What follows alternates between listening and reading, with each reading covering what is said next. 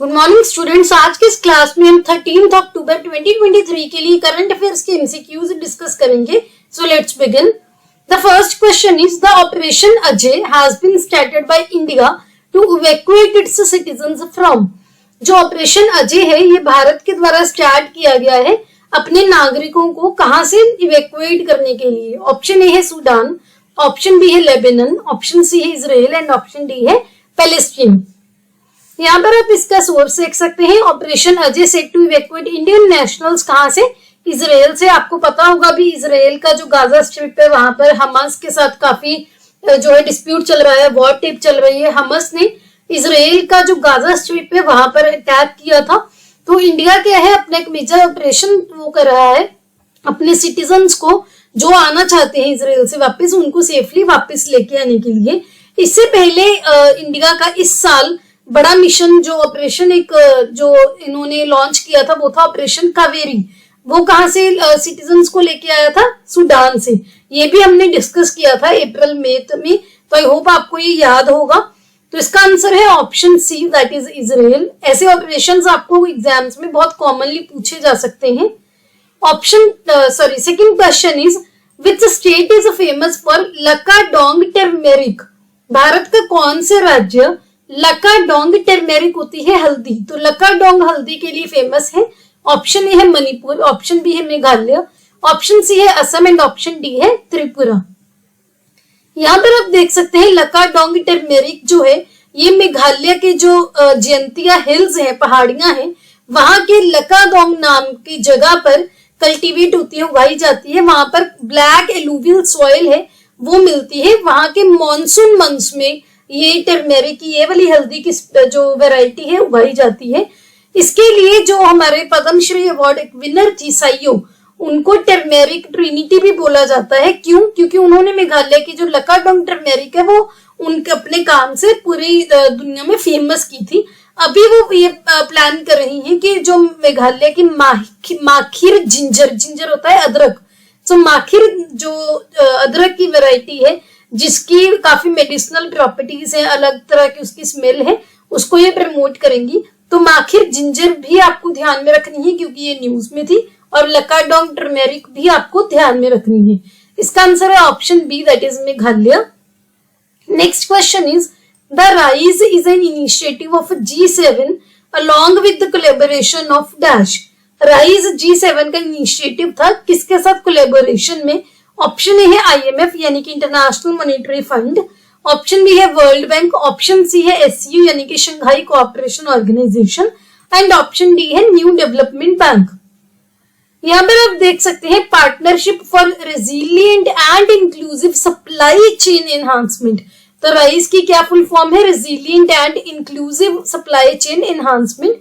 ये world bank और G7 का इनिशिएटिव है. इसका एम है जो लो और मिडिल इनकम देश हैं उनको हेल्प करना कि वो मिनरल प्रोसेसिंग और मिनरल्स की प्रोसेसिंग और रिफाइनिंग में, और जो कंपोनेंट्स की मैन्युफैक्चरिंग है और असेंबली है, कंपोनेंट अलग अलग जैसे पार्ट्स होते हैं, एक तो उनकी मैन्युफैक्चरिंग हो जाए, दूसरा असेंबली होती है कि उनको असेंबल करके एक प्रोडक्ट बनाया जाए. तो उसमें हेल्प करेगा सप्लाई चेन किस प्रोडक्ट की? जो क्लीन एनर्जी प्रोडक्ट्स है उनके रिलेटेड. तो राइस के बारे में 4-5 चीजें पॉइंट्स आपको ध्यान रखने हैं. फर्स्ट, ये किसका इनिशिएटिव है. दूसरा, सिंपली स्टेटमेंट में पूछ लिया जाएगा आपको कि ये जो है हाई इनकम कंट्रीज या रिच कंट्रीज है. नहीं, इसमें लो एंड मिडिल इनकम कंट्रीज हैं. क्या करेगा? क्लीन एनर्जी प्रोडक्ट्स की सप्लाई चेन को उसको सपोर्ट करने के लिए काम करेगा.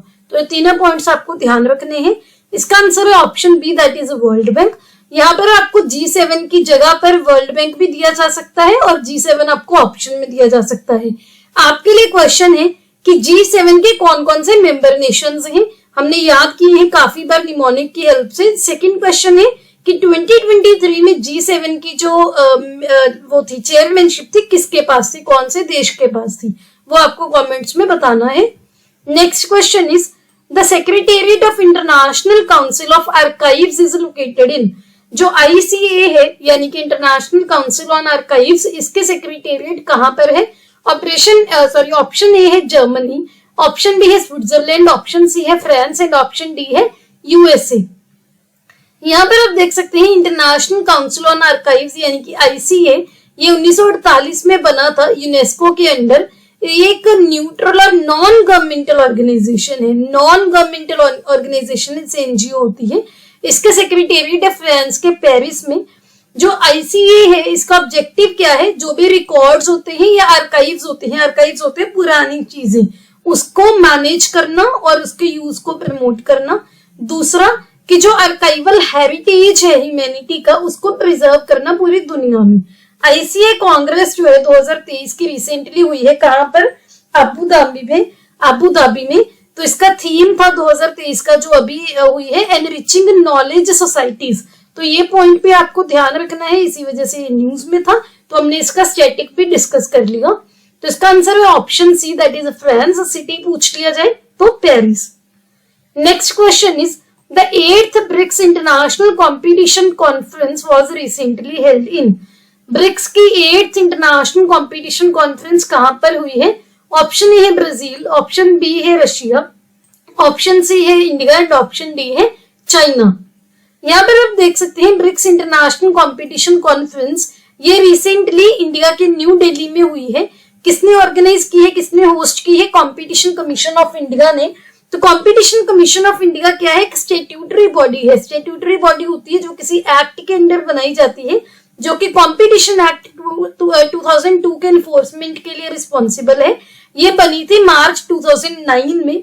इसका एक चेयरपर्सन होते हैं और 6 मेंबर्स होते हैं जो कि सेंट्रल गवर्नमेंट अपॉइंट करती है। जो CCI है, कॉम्पिटिशन कमीशन ऑफ इंडिया, इसका पहले नाम था monopolies and restrictive trade practices act 1969, MRTP act, जिसको रिप्लेस किया गया था CCI एक्ट से।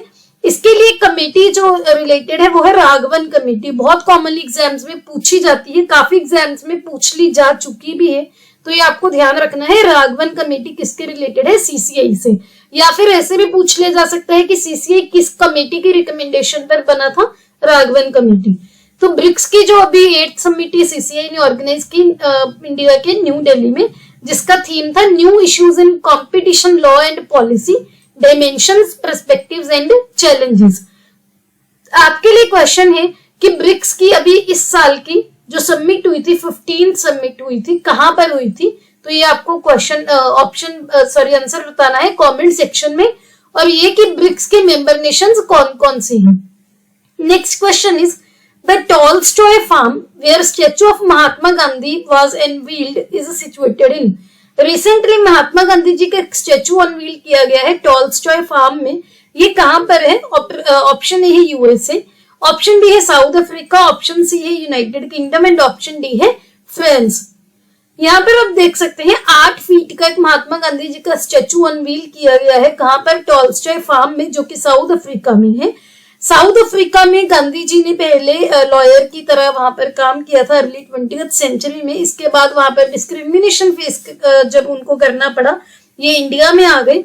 उन्होंने टॉलस्टॉय फार्म जो है जॉनसनबर्ग के पास इस्टेब्लिश किया था 1910 में, सो दैट वो जो सत्याग्रही हैं उनको तैयार कर सके। गांधी जी जो टॉलस्टॉय की राइटिंग से काफी इंस्पायर थे, जिन्होंने नॉन वायलेंस, अहिंसा की जो प्रिंसिपल है वो एडवोकेट किया था कि हमने अग्रेशन या फिर जो भी इक्विटेबल ट्रीटमेंट है पुअर का और वर्किंग क्लास का, उस पर जो उसकी जरूरत है उसको इन्होंने एम्फसाइज किया था। ये क्वेश्चन भी हमने काफी दिन पहले डिस्कस किया था कि नॉन वायलेंस का जो प्रिंसिपल है गांधी जी ने किससे इंस्पिरेशन ली थी इसके लिए, तो उसमें से एक आंसर था टॉलस्टॉय, दूसरा क्या था वो आपको कमेंट्स में बताना है। तो इसका आंसर है option B, that is South Africa. Next question is which of the following has created history scoring highest sixes in international cricket। इनमें से किसने रिसेंटली इंटरनेशनल क्रिकेट में हिस्ट्री रिकॉर्ड बनाया है एक सबसे ज्यादा सिक्सेस स्कोर करने का, सबसे ज्यादा छक्के मारने का? ऑप्शन ए है विराट कोहली, ऑप्शन बी है रोहित शर्मा, ऑप्शन सी है Shubman Gill and option D है क्रिस गेल। यहाँ पर आप देख सकते हैं रोहित शर्मा ने रिसेंटली हिस्ट्री क्रिएट की है सबसे ज्यादा सिक्सेस स्कोर करके इंटरनेशनल क्रिकेट में, और इससे पहले ये रिकॉर्ड था क्रिस गेल के नाम पर। उनका रिकॉर्ड अभी रिसेंटली रोहित शर्मा ने ब्रेक कर दिया है। जो क्रिस गेल है उन्होंने 553 जो सिक्सेस है 551 इनिंग्स में किए थे, लेकिन रोहित शर्मा ने सिर्फ 473 इनिंग्स में ही इनका रिकॉर्ड तोड़ दिया। ये रिकॉर्ड अभी रिसेंटली जो न्यू दिल्ली में अरुण जेटली स्टेडियम में मैच हुआ था इंडिया अफगानिस्तान का, उस टाइम पे बना है, तो ये आपको ध्यान रखना है। इसका आंसर है option B, that is Rohit Sharma. Next question is the Mera Yuva Bharat MY Bharat will primarily benefit people aged between. Mera Yuva Bharat MY Bharat जो है ये कौन से एज के लोगों को प्राइमरली मुख्य तौर पर बेनिफिट करेगा?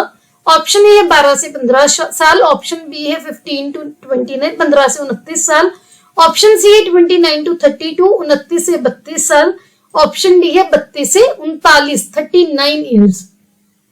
यहाँ पर आप देख सकते हैं मेरा Yuva Bharat recently union cabinet ने जो मेरा युवा भारत को स्टैब्लिश करने के लिए अप्रूव किया है। ये एक ऑटोनॉमस बॉडी है, खुद ही काम करेगी। एम क्या है?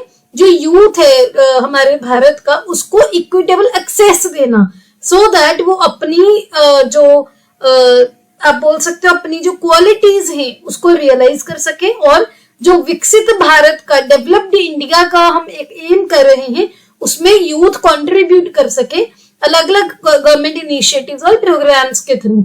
मेरा युवा भारत क्या है? एक ऑटोनॉमस बॉडी है जो कि प्राइमरीली तौर पर मुख्य तौर पर 15 से 29 साल के लोगों को बेनिफिट करेगी, जो कि यूथ की डेफिनेशन है। यूथ किनको बोला जाता है? 15 से 29 साल के लोगों को नेशनल यूथ पॉलिसी के अकॉर्डिंग। ये आपको ध्यान रखना है यहाँ पर, क्योंकि आपको प्राइमरीली पूछा गया था मुख्य तौर पर, तो ये आंसर था। इस मेरा युवा भारत में ही एडोलेसेंट्स के लिए भी एक प्रोग्राम है, लेकिन अगर आपको मुख्य तौर पर पूछा जाए तो इसका आंसर ये है, तो आपको ये ध्यान रखना है। Next question is the Padma bridge rail link is the largest infrastructure project of which country. Padma bridge rail link कौन से देश का सबसे बड़ा इंफ्रास्ट्रक्चर प्रोजेक्ट है? ऑप्शन ए है इंडिया, ऑप्शन बी है भूटान, ऑप्शन सी है नेपाल एंड ऑप्शन डी है बांग्लादेश। यहाँ पर आप देख सकते हैं पदम ब्रिज रेल लिंक जो है ये रिसेंटली बांग्लादेश के जो प्राइम मिनिस्टर है शेख हसीना जी, उन्होंने इनॉग्रेट किया है। 82 किलोमीटर लॉन्ग है ये रेल लिंक। ये प्रोजेक्ट चाइना के बेल्ट एंड रोड इनिशिएटिव के अंडर एग्जीक्यूट किया गया है, और इससे बांग्लादेश की कनेक्टिविटी और इकोनॉमिक लैंडस्केप को काफी ज्यादा हेल्प मिलेगी। आपको ध्यान में रखना है कौन से देश का है, option D, that is Bangladesh. Next question is The South Asia's first aircraft recovery training school has been set up in। South Asia का जो पहला एयरक्राफ्ट रिकवरी ट्रेनिंग स्कूल है कहां पर सेटअप किया गया है? Option A Vietnam, option B है इंडिया, ऑप्शन सी है इंडोनेशिया एंड ऑप्शन डी है बांग्लादेश। यहाँ पर आप देख सकते हैं साउथ एशिया का पहला एयरक्राफ्ट रिकवरी ट्रेनिंग स्कूल जो है ये बेंगलुरु के एयरपोर्ट पर जो सेटअप किया गया है, जो कि है कर्नाटका में। बैंगलोर इंटरनेशनल एयरपोर्ट लिमिटेड ने बोला है कि उन्होंने एक सिग्निफिकेंट माइलस्टोन अचीव किया है। क्यों? क्योंकि ये साउथ एशिया का पहला एयरक्राफ्ट रिकवरी ट्रेनिंग स्कूल है। कहां पर? कैंप गोबड़ा इंटरनेशनल एयरपोर्ट के प्रेमिसेस पर। तो ये आपको ध्यान रखना है। इसका आंसर है option B, that is India. Next यहाँ पर आप हमारे सोशल मीडिया के यूजर नेम देख सकते हैं, इनके लिंक आपको डिस्क्रिप्शन में मिल जाएंगे, आप हमें यहाँ पर ज्वाइन कर सकते हैं। अगर आपको ये वीडियो अच्छी लगी please hit the like button, अपने दोस्तों के साथ वीडियो को शेयर कीजिए। Don't forget to subscribe to my channel. See you tomorrow at 8 o'clock। Have a nice day.